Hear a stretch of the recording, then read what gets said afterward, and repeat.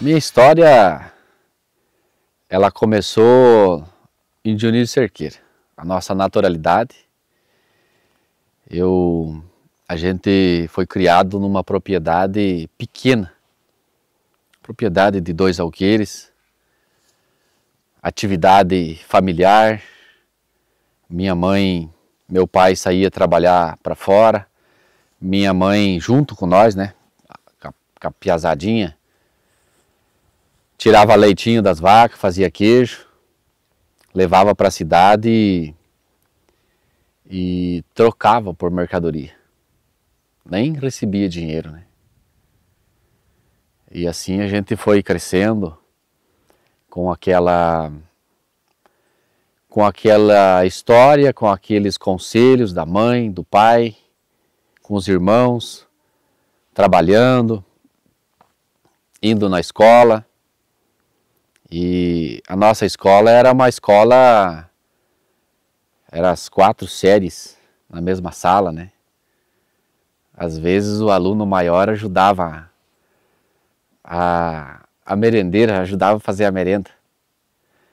Então, é muito bom rever essas coisas.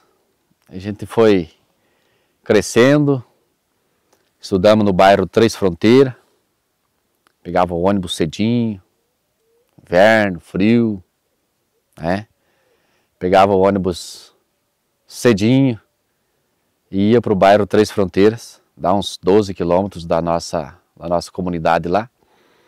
E ali estudei do 5º ano até o 8º. Naquela época não tinha o 9º ainda, né? Era até o 8º. Se formamos no 8º.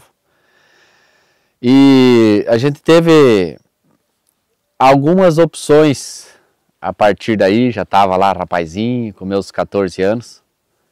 Eu fui para Curitiba. Eu fui estudar, fiz ano bíblico. Eu era para ser um missionário. No meio dessa história, surgiu uma opção de trabalho. E aí a minha tia arrumou um serviço para mim, tu veja bem, na praia. Olha bem. O menino chucro lá do mato, fui pra praia, pense em fazer o quê? Uma caixa de isopor desse tamanho assim, arceadona, vender água mineral, refrigerante, picolé, na praia. Mas um menino que tinha vergonha de usar o calção para ir na escola. A professora de educação física no bairro Três Fronteiras, às vezes ela me dava uma puxadinha na orelha, porque ela queria que fosse de calção. Eu sempre ia de calça de moletom. Ela de novo, Marcos de calça de moletom. Sempre era um grauzinho para puxar a orelha. Mas aquele menino foi na praia. Você imagina que lá o mais bem vestido era sem camisa e de calção. Com uma caixa de isopor, que era ferramenta de trabalho, com a caixa cheia, vendendo. Mas eu fui desenvolvendo aquele. Para ser vendedor, ele tem que ser um pouco mais que vendedor, né? Ele tem que ser um artista, né? Ele tem que gavar o produto, ele tem que vender, ele tem que chegar com entusiasmo, ele tem que ter um objetivo, ele tem que ter metas. E trabalhei só 3 dias. Imagina o que aconteceu. Tinha 14 anos de idade, era um grandalhão, mas a aparência de novo, né? Todo mundo via isso, que era um menino jovem. A cidade era Guaratuba. E a fiscalização me barrou. Aí me levaram eu para a prefeitura para fazer o crachazinho. Quando pegaram a minha identidade, tu não imagina o que aconteceu. O cara disse, poxa, você não pode trabalhar aqui. Isso não... Ainda bem que não chamaram os responsáveis, né? Porque a minha tia e meu tio moravam perto ali. Mas meu pai, muito longe, né? Aqui no interior do Paraná. Esse meio tempo já vieram aqui para o Paraná, né? Nós morávamos em Dionísio, Santa Catarina, já vieram aqui para Bom Jesus. Isso está fazendo uns 25 anos, praticamente. E vieram para o interior também, né? E eu lá, naquele tempo, você veja bem, cara. Se existiu uma pessoa que chorou de saudade, reflete em mim. Se tem um cara que chorou de saudade, cara, fui eu. Eu nunca me descolei da mãe e do pai. E daí nesse tempo, já estava ali 4, 5 meses longe da mãe.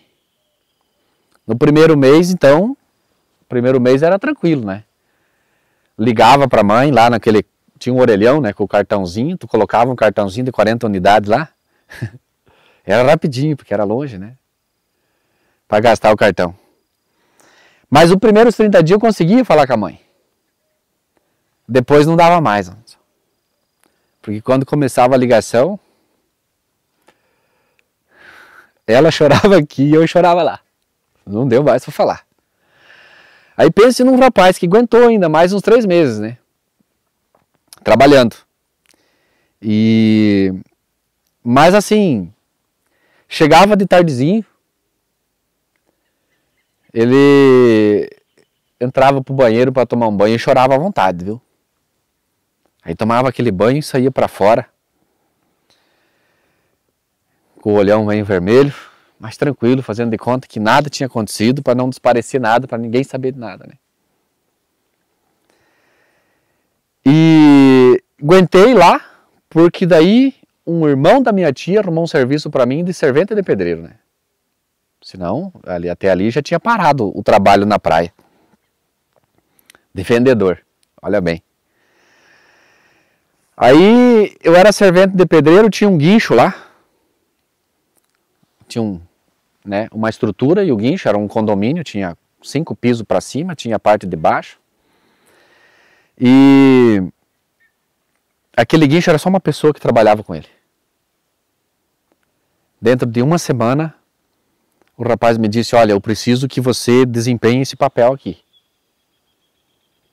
E aquele guincho, eles tinham montado uma estrutura de madeira muito alta, ele era de ferro, mas tinha caído já há algum tempo por causa da maresia do mar, né? Ele ferruja e se deteriora e não aguenta, fizeram de madeira. Aquela estrutura, quando comecei a trabalhar aquele guincho, aquela plancha subia dentro daquela estrutura, né? Descia. Chacoalhava tudo aquilo. Aí tu tinha que ter as manhas de dar uma controladinha para depois ele seguir em frente. Você veja bem, era 15 dias, o guincho era só uma pessoa que mexia com o guincho. Não deu 15 dias de trabalho, eu trabalhava junto com Elias, irmão da minha tia. Tenho muita vontade de ver ele hoje, faz muitos anos que não vejo. Ele até dava risada de mim, ele dizia, poxa, eu não acreditava que você ia conseguir lidar com aquele guincho. E assim aconteceu. Inclusive tinha um fio, um arame, sabe? Um fiozinho de arame, uma pedrinha embaixo, um ferrinho na ponta daquele arame. Quando aquele guincho estava na pareia com o piso, nós puxava o que estava lá em cima para receber a mercadoria, puxava e dava uma batidinha ali para saber que a prancha estava pareia com o piso. Isso foi acontecendo, eu pensei, mas poxa, vou fazer um sinal. Aí quando a plancha estava pareio lá, eu fazia uma referência assim, amarrava um pedacinho de plástico naquele guincho. Aí quando estava pareinho lá na minha referência, né, que só eu estava ligado, eu já travava o guincho e eles ficavam preocupados. Mas como? Nós não nem puxamos aqui ainda o que dava o barulho na pedra, né, com o ferrinho, o fiozinho. Nem puxamos que você já sabe que está parelho. Aí eu demorei a contar o segredo. Eles davam risada de mim. E assim foi, trabalhei lá 4 meses e não aguentei mais. A saudade era muito e nunca tinha saído muito longe do pai, da mãe.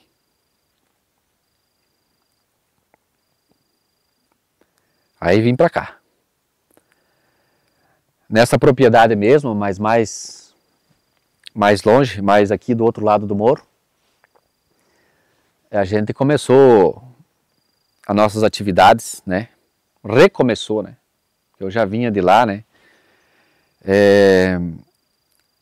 Eu já vinha de uma história lá do interior de Dionísio, trabalhando por dia. Então lá, quando eu saí de Dionísio, era R$2,50 por tarde, seria R$5 por dia. Lá em Guaratuba eu estava ganhando R$13 por dia. Então eu vim de lá com uma grana. Naquela época, eu tinha 14 anos. Comprei uma junta de boi, que é aquele dinheiro. Quem tinha uma junta de boi naquela época era um grande patrimônio, né? Hoje também é, né? Mas naquela época tinha um significado bem maior, né? Porque a atividade nossa era agricultura. Quem tinha uma junta de boi grande, boa de serviço, já tinha uma história lá. Então fui para Guaratuba, saí um pouco fora, né? Como um jovem, como é a realidade dos jovens de hoje, né? Talvez um pouquinho mais tarde por causa da idade, né? Mas viemos aqui pro Paraná. O meu avô dizia o Paraná. O Paranã. Tava um pouquinho mais de som no ar, né?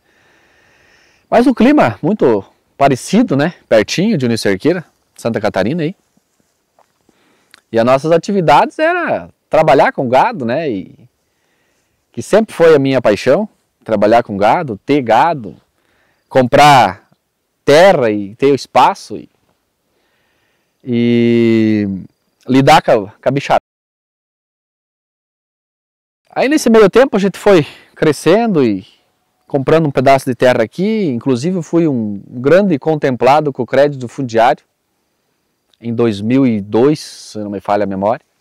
Primeiro pedaço de terra que eu comprei, 6 alqueires de terra. Programa extraordinário, cara. Algumas pessoas falavam assim, amigos da gente, puxa, você vai ficar pagando essa terra a vida toda. Nós já chegamos em 2022, já faz 2 anos, né? Paga a terra. Você vê como é que é as coisas, né? O tempo passa, aquelas propostas de governo que tinha, juro barato, até alguns subsídios, descontos, pagamentos em dia, mais investimentos com fundo perdido, né? Depois, quem tinha sido contemplado com essa linha de crédito, né, para comprar essa área de terra. E a gente foi trabalhando com isso, cuidando do dinheiro, trabalhando com os animais, plantamos fumo, plantamos milho. Uma cultura aqui da nossa região, né, agora continua sendo ainda, né, menos o fumo já caiu um pouco, né, hoje está mais a atividade do leite. Mas a gente teve também junto com a atividade do leite, tirando o leite com a mão, né? Levantando cedo. Nós era ali uns 2, 3, ali, 4 às vezes que tirava leite, cada um tinha tantos animais que era responsável. Hoje tu tira 4 vacas, outro tira 4. Era fácil de distribuir as tarefas. E assim foi se construindo, foi muito natural isso, né? E a gente foi crescendo e conseguindo comprar mais terra e o gado multiplicando e o trabalho também a gente foi muito, eu costumo dizer assim, não só só muito feliz na nossa jornada, mas como abençoado, né? Eu sempre coloco Deus na frente de cada plano e umas safras boas, né? Plantamos fumo, milho, sempre produzindo bem, terra boa também aqui, né, na nossa região. O gado aumentando. E isso eu iniciei uma série de negócios, daí a gente começou, né, depois de mais rapazinho, começou a fazer negócio, comprar, né. Comprava, negociava, trocava, né. Mas sempre com muita responsabilidade. Com muita responsabilidade, tanto para fazer o negócio, quanto para cumprir. Em questão de pagamento, quem entende de negócio sabe que tem um momento de fazer e um momento de honra, de pagamento. E assim foi se construindo isso. Então hoje a gente se sente muito feliz com as oportunidades que teve e outras oportunidades de negócio, até mesmo aqui nessa propriedade que nós temos aqui agora, que não é a mesma. Ela está do outro lado do morro, aquela outra propriedade. Tem a propriedade do meu pai e a outra propriedade, e daí essa aqui, que ela fica tudo em conjunto. Surgiu uma oportunidade de negócio dessa propriedade também aqui, que já pertence para a linha Pindorama, lá é Planaltinho, né, na documentação.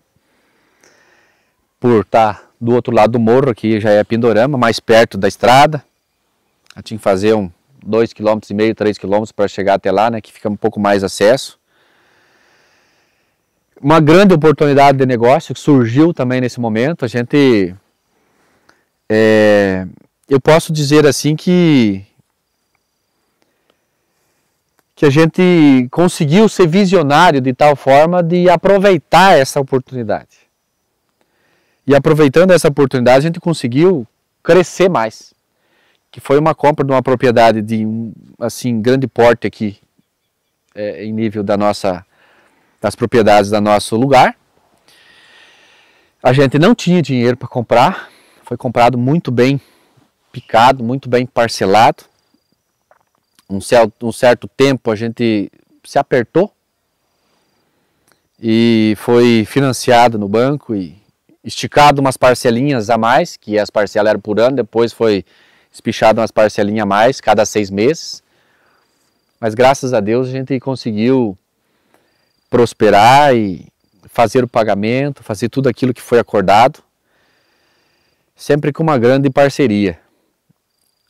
Eu não posso deixar de falar isso. O meu pai, minha mãe,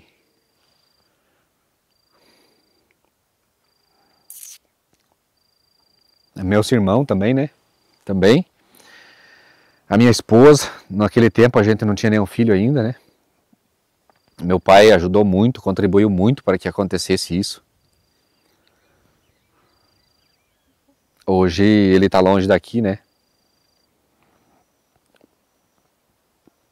Às vezes eu me emociono porque o pai está fazendo um tratamento de saúde, né?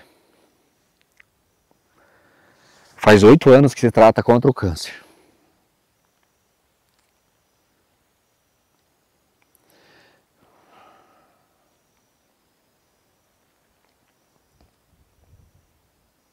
Mas sempre foi um cara muito guerreiro, muito trabalhador, que sempre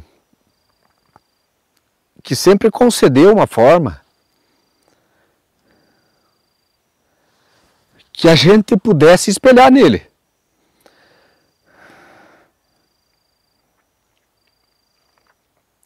Para nós isso está sendo e sempre será, né?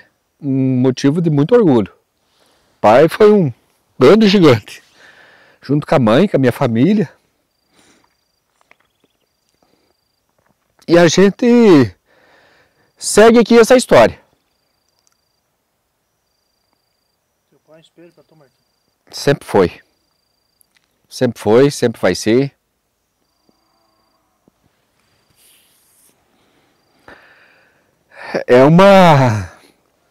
Às vezes falta palavras, né? Mas eu diria assim, ele é uma referência, né? Sempre foi.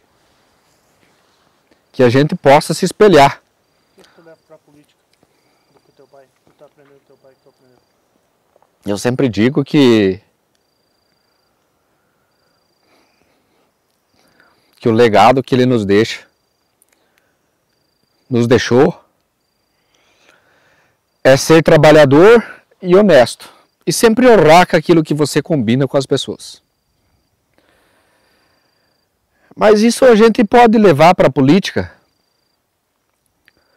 mas nunca deixa de ser uma característica de um bom cidadão, de um bom pai de família, de um bom irmão, de um bom filho, de um bom vizinho. É uma referência que ela é infinita. Se fosse a gente falar assim, para a gente fazer um texto, né? Eu acho que bem além de um texto, pode ser feito até um livro. Com poucas palavras, a gente pode escrever um texto, pode escrever um livro e de repente vários livros. Porque se a gente for construindo palavras, cada vez mais vai se proliferando. Mas me considero muito abençoado desde o início até o fim. Até o fim, que eu digo, até o momento. Porque tudo veio se encaixando, sabe? Parece uma simples naturalidade. Veio acontecendo gradativamente, ano após ano. A minha esposa eu encontrei aqui, né? Aqui na nossa comunidade mesmo, né? No Planaltinho. E também é natural daqui, família daqui. Onde mesmo depois de casado a gente viveu aqui no interior, na roça. 2 anos depois de casado. E daí os negócios foi andando e a gente já tinha assim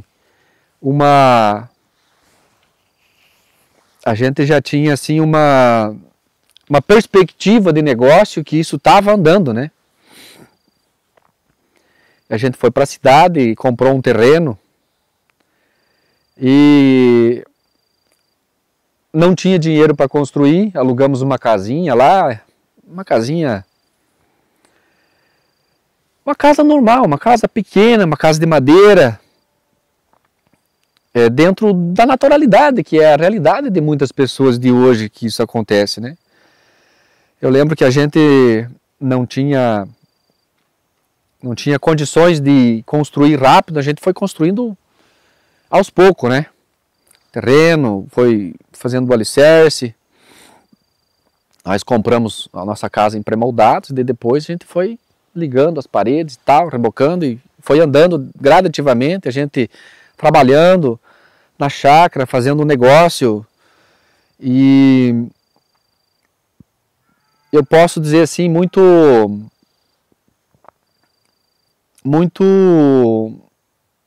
natural isso foi acontecendo. Cada dia que passava, as coisas foram se realizando,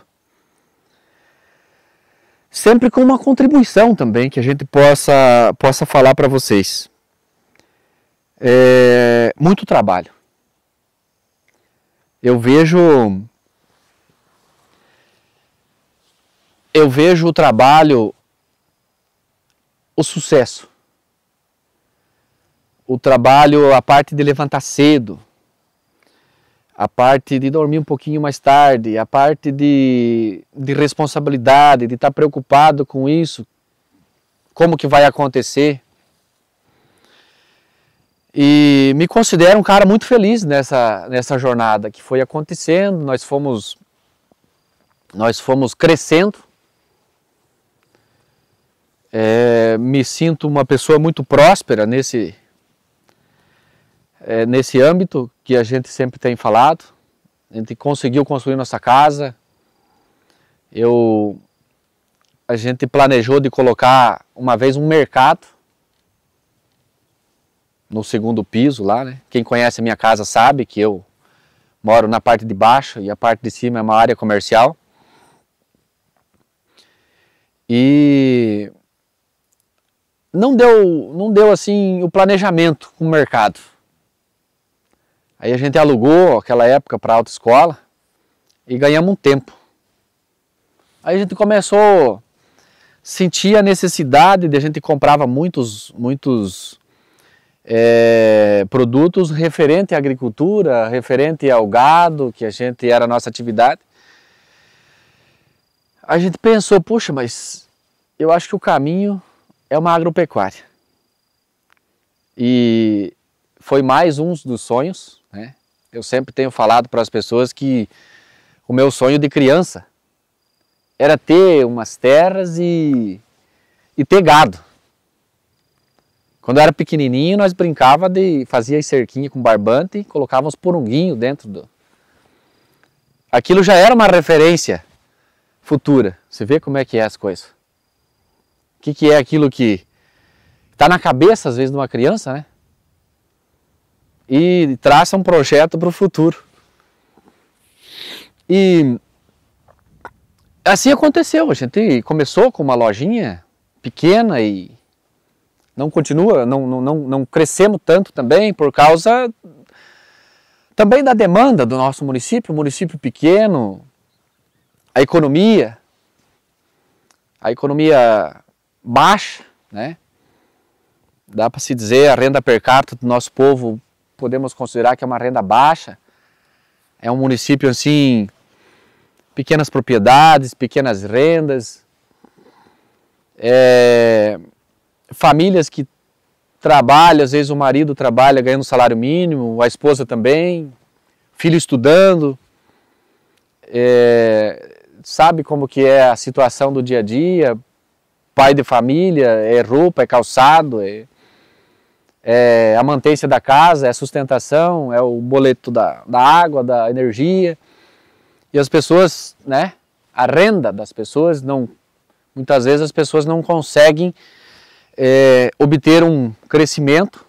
Não significa que não seja por responsabilidade, mas por impacto econômico mesmo dentro da cidade, dentro da comunidade, dentro do âmbito comercial, empresarial, industrial, às vezes onde trabalha, né? Até muitas pessoas têm, durante a caminhada do dia a dia, as pessoas questionam, mas quantos empregos gera a tua agropecuária? Nós trabalhamos hoje em família, né?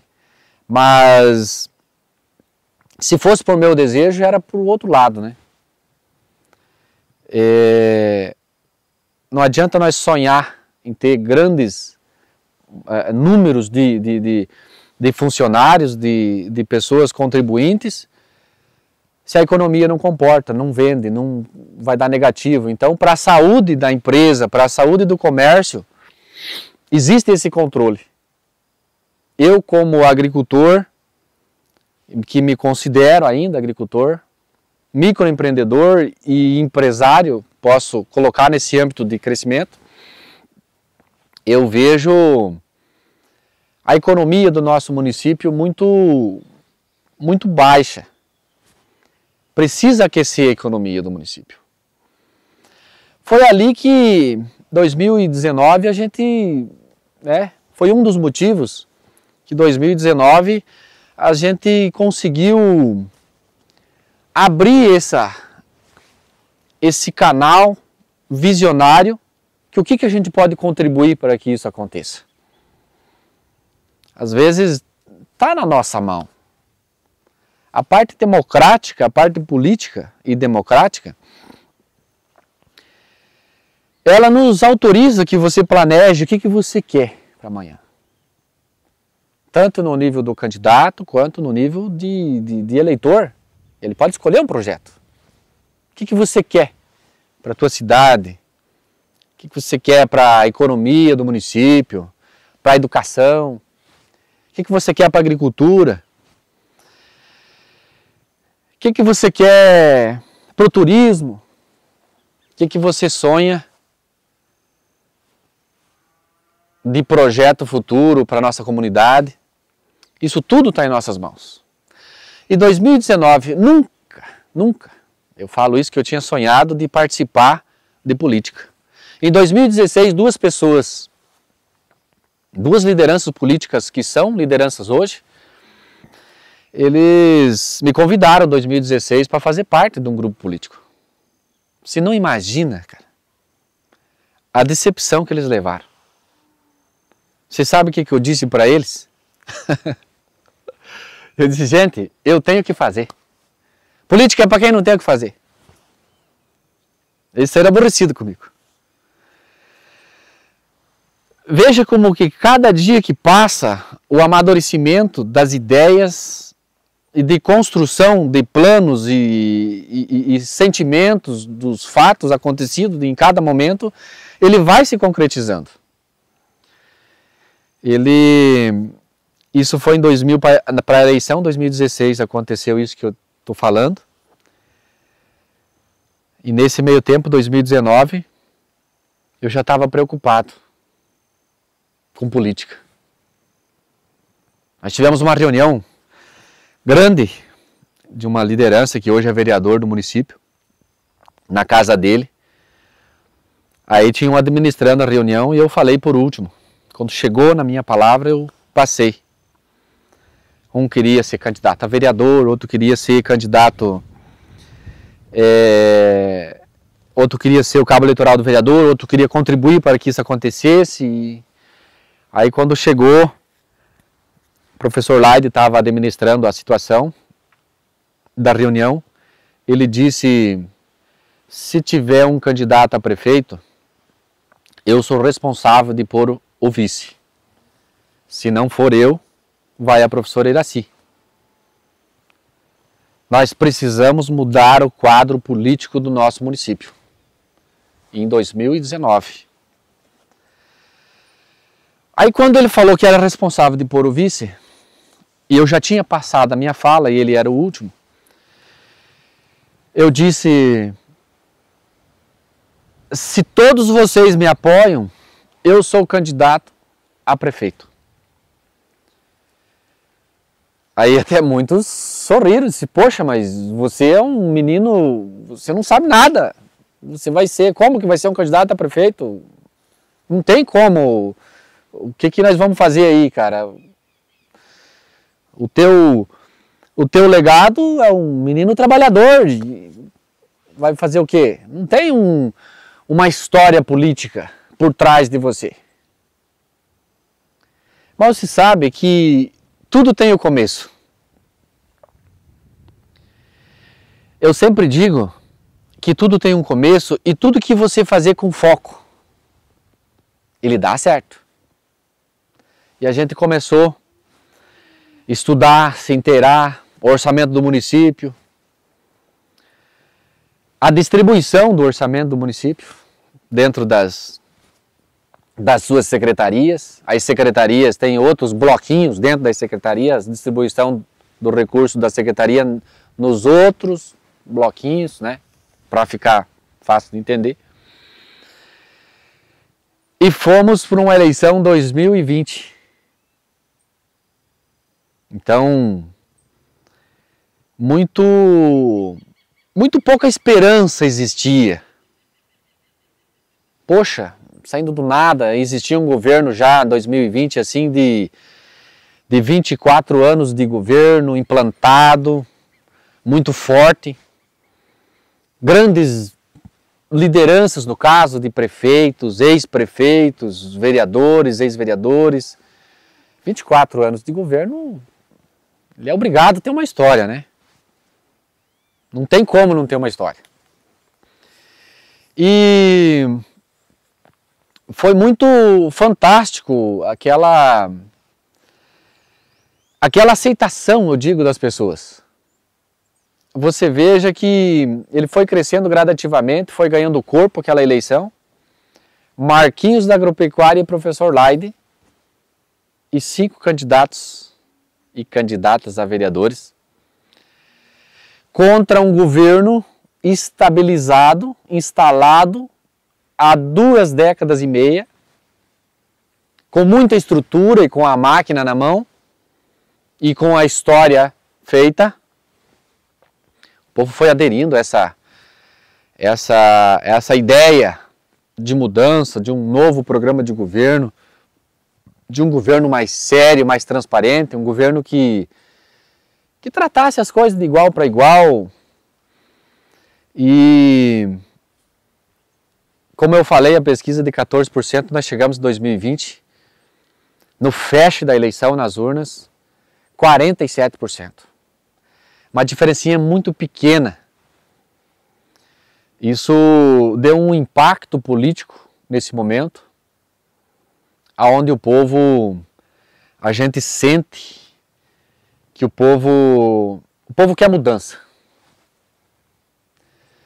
Às vezes a gente fala de mudança, não significa que tudo para trás foi um quadro negro, foi uma coisa perdida, que nada aconteceu, que está tudo errado. Não, não é isso.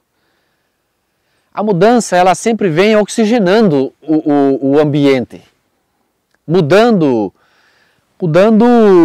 os vícios, os costumes que isso vai se adquirindo naturalmente no longo de um governo que passa de 2 décadas e meias, né? E não se reinventa. Não se reinventa, não se cria uma expectativa maior, sabe? Aonde se tem um governo que ele fecha,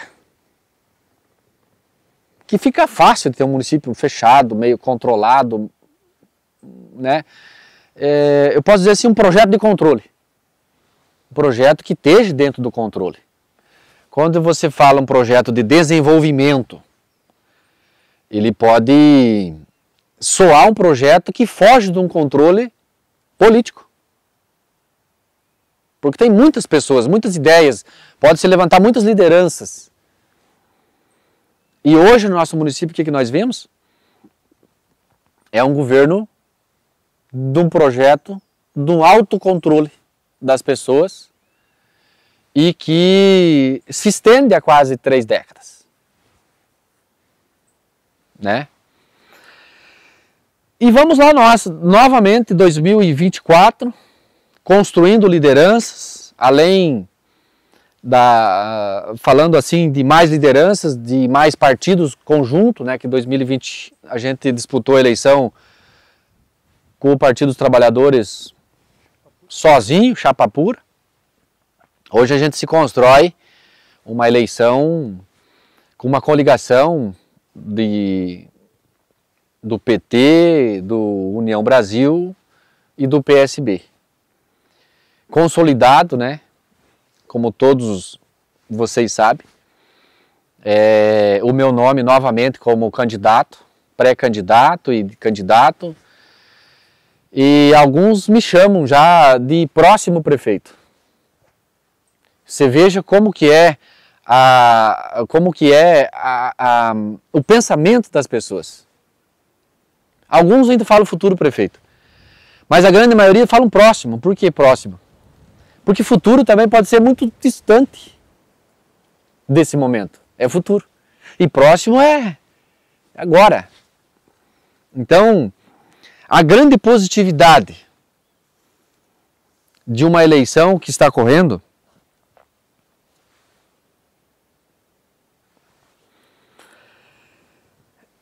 se constrói com uma coligação Bom Jesus para Todos, do Partido dos Trabalhadores com União Brasil, que a nossa vice,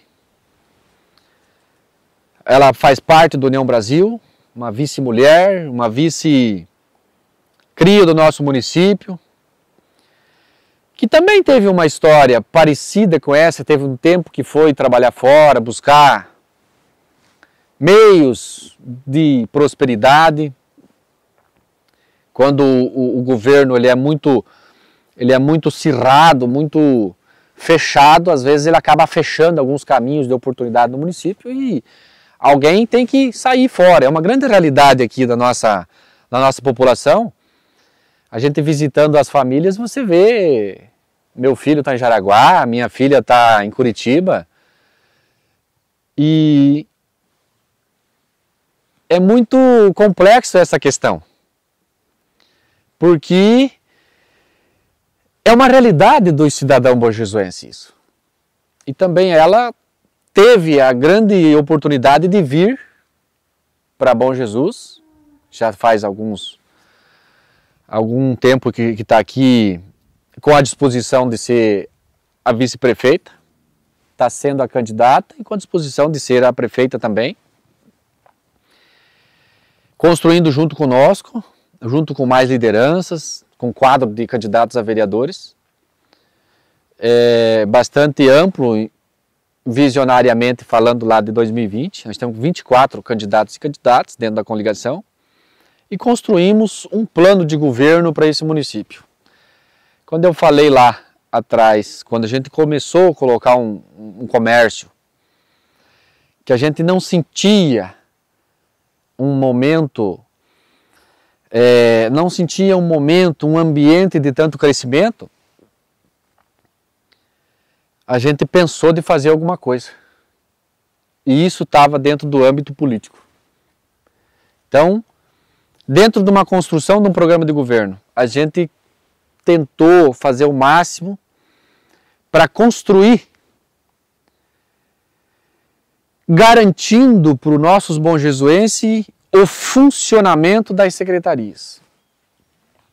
Garantir o funcionamento da educação, o funcionamento da saúde, o funcionamento da agricultura. Todas essas secretarias, a gente criando melhorias. Se nós temos um governo que se arrasta há quase 3 décadas, significa que algo está sendo feito. Mas não significa que não tem nada para fazer e que não dá para melhorar. Isso que é a parte da oxigenação de uma mudança. Essa é a parte fundamental. Crescimento. E nós podemos olharmos para a nossa agricultura, sabermos que tem várias propriedades de diversos tamanhos, focado mais numa atividade e que possamos abrir mais atividades e que possamos criar programas que fomentem a economia da agricultura, que possamos fazer com que é possível uma pessoa com uma pequena propriedade sobreviver e sobreviver muito bem, com qualidade de vida, com casa boa, criar sua família aqui, ter uma escola próxima da sua casa, ter um transporte de qualidade, que o governo possa oferecer isso. Educação pública de ótima qualidade e gratuita, desde o transporte, a merenda escolar, com valorização dos servidores, com respeito a todos os servidores, com respeito aos serviços gerais. Hoje nós encontramos no nosso município professores entrando na justiça em busca dos seus direitos. Você acredita? Você que está nos vendo? Se a tua esposa fosse uma professora e não estava sendo entregue os direitos para ela, ela precisava entrar na justiça para ir em busca dos seus direitos. Aonde nós temos num município que eu posso dizer assim de pequeno porte, de menos de 4.000 habitantes, de um orçamento que quase atinge 25 milhões ano. E que a educação tem esse orçamento mais de 25% garantido por lei, mas que se usa mais de 30%. E de forma muito, eu posso dizer assim, de forma muito mal distribuída. Que nós possamos comprar a merenda não só num lugar, podemos comprar a merenda de um âmbito esplanado dos agricultores, de quem produz da roça.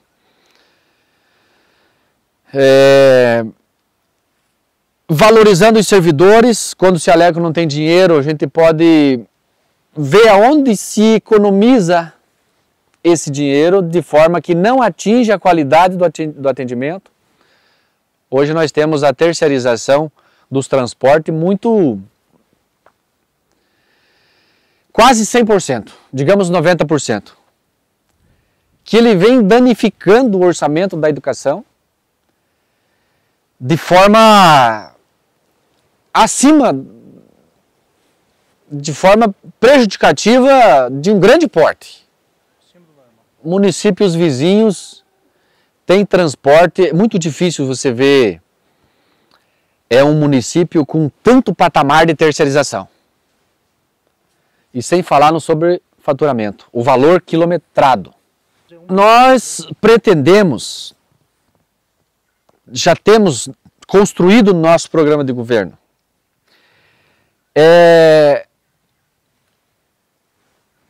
Se nós não zerar no primeiro momento a terceirização, buscar ônibus público, porque nós temos muitas portas abertas em Brasília. Aquele jovem que saiu em 2020 de candidato, ele foi 2 vezes nesse percurso, se preparando, foi 2 vezes para Brasília, se preparando, abrindo caminho, abrindo portas, abrindo conhecimento, conversando com ministros, com deputados estaduais, deputados federais, de vários partidos. A gente tem essa... E visionariamente a gente vê que é 100% possível a gente tornar o transporte público, ônibus público, trazendo para baixo o custo, reduzindo, dá para se dizer, pela metade, e não prejudicando o atendimento. Isso que é importante. A qualidade do atendimento e também o recurso economizado para que possa ser atendido os professores, os serviços gerais, melhorar a infraestrutura da escola. Se lá na creche precisa de banheiro, tem condições de construir banheiros, o lavatório, ampliar, pintura, sobre o esgoto, sobre o telhado lá do ginásio que às vezes, quando está chovendo e precisa fazer atividades com as crianças da creche, a professora às vezes tem que passar o pano no chão para as crianças não caírem, tem a goteira aqui, entende? Que possa construir mais, atender mais, melhorar mais, em nível de uniformes das crianças, em nível de infraestrutura, de pintura, da alimentação. É importante a gente falar, quando se fala de educação, que a gente vai cumprir. A gente vai garantir o ensino integral no nosso município, com o transporte público de qualidade, com os professores valorizados, com os servidores valorizados, com a alimentação pensando sempre em melhorias, com acompanhamento nutricional. Isso é fantástico. Tu olhar e ver o que está acontecendo. E sentir que a mudança, ela oxigena. Ela não vem como uma ameaça. Ouvindo as famílias, os pais. Ouvindo as famílias, ouvindo os pais, os responsáveis, os professores. Fazendo parte de um governo democrático. É simples. As pessoas precisam ser ouvidas. Não existe uma pessoa ou meia dúzia de pessoas implantar as coisas. Nós precisamos fazer o que a nossa comunidade quer, o que a nossa comunidade gosta, aquilo que traz realmente desempenho. E quando se fala numa boa distribuição desse orçamento da educação, eu falo sempre num bom impacto econômico. Quando se vê um município pequeno com a empresa pública, sendo a maior empresa empregadora do município, algo não está certo. E a gente pode visionariamente ver que esse orçamento, que é fantástico, diante de um município pequeno, ele pode ser pulverizado de maneira justa, correta e causar um impacto econômico. Nós pagar melhor os professores, os serviços gerais, nós fazer mais distribuição de uniformes, talvez de materiais, de infraestrutura, vai ter mais dinheiro girando. O próprio dinheiro do orçamento educacional, ele vai estar inteiramente causando impacto econômico na nossa sociedade. É no mercado, na veterinária, é na loja, na venda do chopp, é na venda da cerveja, na venda da água, no restaurante, na pizzaria. em tudo que for comércio, ele vai causar impacto, ele vai estar distribuído, o dinheiro vai girar. Então, a gente vai andando, construindo esse plano de governo e sentindo aquilo que a gente estava sentindo lá na nossa trajetória de vida. Que a política hoje ela faz parte da nossa vida.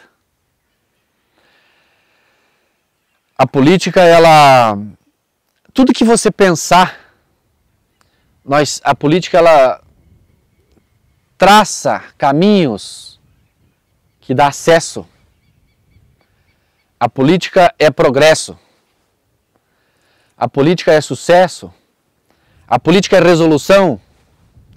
A política é projeto, é acontecimento, é fatos.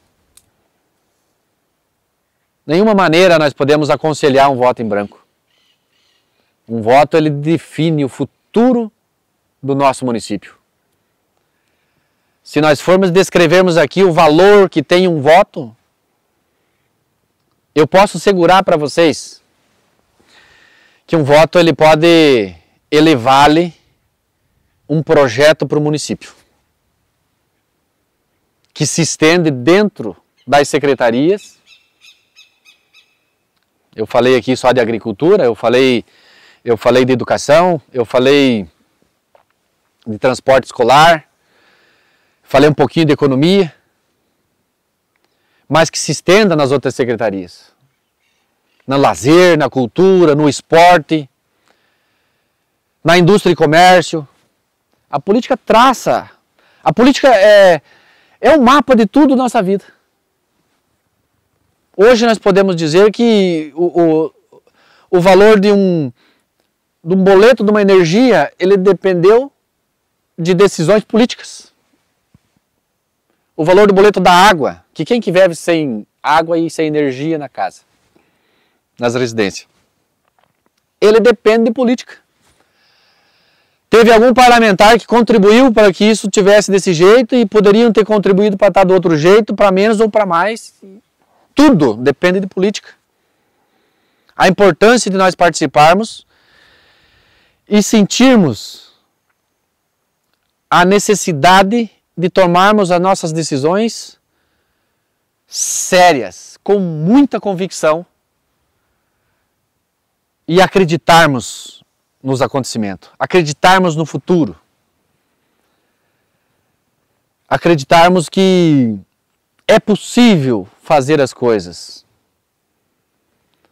ter a certeza que quando nós trabalhar com foco, levantar cedo, dormir uma hora mais tarde, se dedicar, se preocupar, é possível chegar a certo momento e dizer assim, conseguimos realizar o intento. Nós temos um projeto dentro do nosso programa de governo muito fantástico que traça o desenvolvimento do nosso município, das nossas comunidades, traça uma grande valorização aqui da nossa região, que é, quem conhece a logística de Bom Jesus, que é essa ligação com o Salgado Filho. Fui muito criticado nos últimos dias. Fui chamado de mentiroso. Tá falando isso? Isso é duro, cara. Para eu ouvir isso, e para as pessoas que me conhecem ouvir isso, eu diria que é uma palavra sangrenta. Se não tiver outra palavra para definir. Que nós temos a certeza que nós vamos executar esse projeto. Se nós estivermos no poder, sem estar no poder, eu tive acesso aos ministérios. Nosso deputado Zeca Dirceu, é um deputado muito trabalhador. Tivemos 3 dias com eles em Brasília. Entramos em vários ministérios. Você sabe o que é isso? No centro dos poderes, na cidade dos poderes, que é Brasília, nós chegar e sentir que aquilo que nós planejamos é 100% possível realizar. Nós temos esse plano de fazer essa ligação, fazer um padrão de um asfaltamento do Rio Capanema até o Rio das Águas, que sobre o meio mais ou menos está o Pinhalito, e vários riachinhos pelo meio, de um asfaltamento de muita qualidade, para que dê acesso a Salgado Filho. E eles estão traçando isso de Salgado Filho para cá. Quem conhece a logística do nosso município sabe que vai causar um impacto econômico muito forte.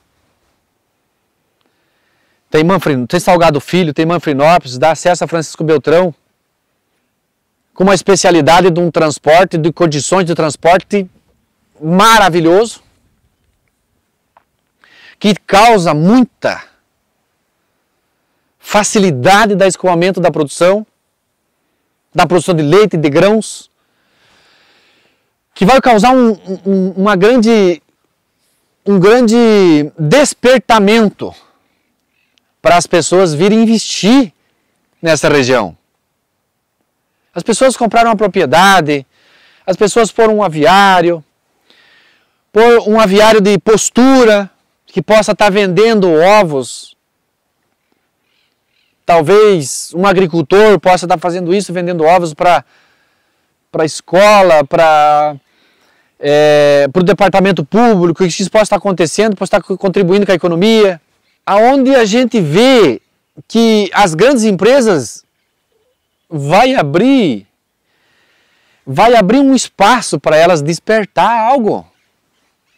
Para eles vir para Bom Jesus. Vai ser mais fácil dizer que as coisas vão acontecer.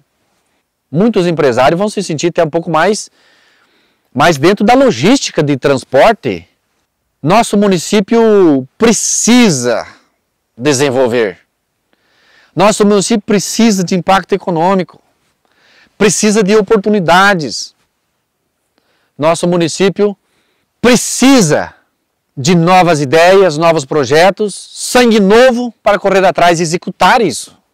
Falando dentro de uma logística de rota de desenvolvimento, nós temos uma escola no distrito da 15 de novembro. Uma escola com uma estrutura extraordinária. Quem conhece o nosso município, quem conhece, sabe do que está acontecendo. E o ensino municipal ele foi fechado. O ensino municipal, ele foi fechado com alguns objetivos. Parece que é para minguar o nosso ambiente, o nosso território aqui. Com isso, a desocupação das famílias do campo foi muito forte. Às vezes se prega que não tem condições de abrir escola. Mas por que não tem condições de abrir escola? Ah, porque tem pouca criança, está nascendo pouca gente. Tem poucas pessoas. Mas por que tem poucas pessoas? Porque teve contribuição com isso, gente. É simples. Alguém contribuiu para que o desenvolvimento não acontecesse. Então nós temos esse plano, nós temos esse projeto que dá qualidade de vida, que traz qualidade de vida, que traz melhores condições de traficabilidade, de transporte da escoação dos produtos, transporte escolar, do tráfico de veículos pequenos, de motos, das pessoas no dia a dia, que também vem a passeio, que vem a negócio, que vem conhecer, nos traz muita alegria, muita força, muita valorização. As pessoas só acham que isso é impossível acontecer porque eles nunca tiveram um filho que se acordou 5 da manhã para chegar numa escola 7h30 da manhã, perdeu 1 hora na estrada, crianças pequenas, no inverno, com sono, sendo que tem uma escola perto, próxima. Eu não acredito que alguém consiga entender isso, só pode que ele nunca teve um filho que passou por essa dificuldade. Então, quando a gente fala que a política, que aquele jovem que estudou numa escola, que 4 séries na mesma sala, que ajudou a nossa merendeira fazer o chocolate com leite para os demais alunos. Que aquele jovem que foi trabalhar muito cedo fora, que conheceu a cidade grande, que conheceu a realidade, que conheceu o que é compromisso cedo. Aquele jovem que foi muito abençoado e oportunizado com a prosperidade de crescimento, tanto no âmbito negocial, quanto também familiar. Esse jovem se coloca à disposição em 2020 para uma eleição, com muita credibilidade, quase venceu a eleição, e se coloca à disposição em 2024 para mudar a história desse município, junto com uma equipe de lideranças, junto com uma mulher na chapa majoritária, junto com um quadro de candidatos a vereadores, junto com muito mais pessoas experientes, empresários, deputados, com muita porta aberta em Brasília, com muito apoio da Itaipu Nacional, com muito apoio dos deputados estaduais, federais, se coloca à disposição agora em 2024 novamente para mudar o quadro desse município, para fazer com que aconteça o grande impacto econômico, para fazer com que aconteça a grande valorização das pessoas, com muito respeito, com muita educação, olhando na mesma altura. Que quando o poder é demais, quando o poder sobe e movimenta certas partes cerebrais, quando movimenta certos interesses, ele não olha mais de igual para igual, ele olha de cima para baixo. Aí entra o autoritarismo, entra o rancor, entra o discurso de ódio, aonde entra a soberania humana, que acha que é superior a todo mundo, e acaba esquecendo das pequenas coisas, da humildade, de saber que é possível acontecer, de saber que é possível construir um plano para o nosso município e construir um município com desenvolvimento, que tenha mais pessoas, que tenha mais economia, que tenha mais valorização, que tenha mais educação, que tenha mais esporte, que tenha mais agricultura, que as famílias tenham mais renda, que é possível gerar mais empregos, que é possível com o próprio orçamento do município nós fazermos geração de empregos, que os meus filhos, que são pequenos, eu tenho uma menina com 10 anos, eu tenho o nenê, porque lá em casa tudo é nenê, né? Tem o nenê de 10 anos, tem o nenê de 2 anos e meio e a nenezinha, que os meus filhos e os teus filhos que estão assistindo, os filhos de vocês, as crianças da escola, que estão na creche, até o ensino estadual, que eles possam se sentir com um futuro garantido nesse município. Porque hoje não tem. O nosso município está no mapa com um grau altíssimo de desocupação. Apesar dos últimos dias, o IBGE apontou um pouco de crescimento. A população cresceu um pouquinho. Mas o grau de desocupação do nosso ambiente municipal é muito forte. Que nós possamos contribuir para que o nosso município cresça.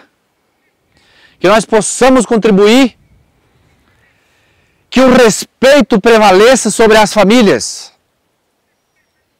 E que o agricultor se sinta valorizado.